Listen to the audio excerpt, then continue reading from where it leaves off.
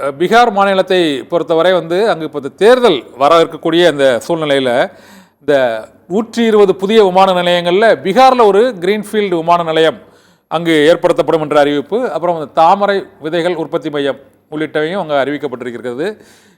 இந்த சூழ்நிலையில் இந்த அரசியல் ரீதியாகவும் இந்த நிதிநிலை அறிக்கையில் சில மாநிலங்களுக்கு முக்கியத்துவம், சில மாநிலங்களுக்கு முக்கியத்துவமற்ற ஒரு சூழ்நிலை இருப்பதாகவும் கூறப்படுகிறது. இந்த நிலையில்தான் இந்த நிதிநிலை அறிக்கை தொடர்பாக பொருளாதார நிபுணர் கோபாலகிருஷ்ணன் மற்றும் பல்வேறு பொருளாதார நிபுணர்கள் ஜோதி சிவஞானம் உள்ளிட்டோரும் கருத்துக்களை தெரிவித்தார்கள்.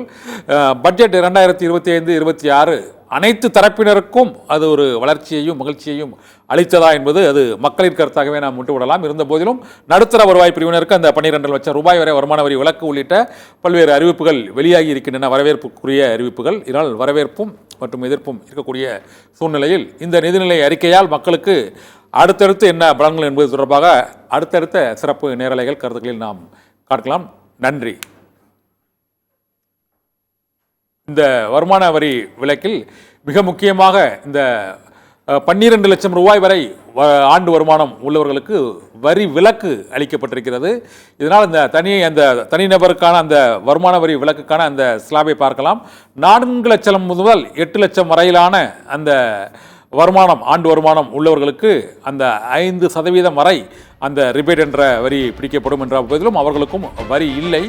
அதே போல 8 லட்சத்திலிருந்து 12 லட்சம் வரை வருமானம் உள்ள ஆண்டு வருமானம் உள்ளவர்களுக்கு 10% வரை அந்த வரி இல்லை என்பது உறுதியாகி இருக்கிறது. அதற்கான ரிபேட் 10% என்று உறுதியாகி இருக்கிறது. இதே போல 12 லட்சம் முதல் 16 லட்சம் வரை உள்ளவர்களுக்கு 15%, 16 லட்சம் முதல் 20 லட்சம் வரை உள்ளவர்களுக்கு 20% அந்த ரிபேட் இருக்கும் என்றும் அறிவிக்கப்பட்டிருக்கிறது. இதுபோல 20 லட்சத்திலிருந்து 24 லட்சம் வரை உள்ளவர்களுக்கு 25% வரி என்றும், 24 லட்சத்திற்கு மேல் உள்ளவர்களுக்கு 30% வரை வரி என்றும், அந்த ரிபேட் என்று அழைக்கக்கூடிய அந்த வரி கழிவு என்பது 12 லட்சம் வரை இல்லை, 12 லட்சம் வரை ஆண்டு வருமானம் உள்ளவர்களுக்கு எந்த வரியும் இல்லை என்பது இந்த நிதிநிலை அறிக்கையில் நடுத்தர வருவாய் பிரிவினர் மாத சம்பளதாரர்களுக்கு ஒரு மிக முக்கிய அறிவிப்பாக கருதப்படுகிறது. அந்த அறிவிப்பு, அது தொடர்பான அந்த ஸ்லாப், இதை நாம் இப்போது பார்த்திருக்கிறோம். 4 லட்சத்திலிருந்து 24 லட்சம் வரை அவர்களுக்கான அந்த வரி கழிவு எவ்வாறு இருக்கும் என்பதற்கான பட்டியல் தான் நமது வரகலையில் வழங்கி இருக்கிறார்கள்.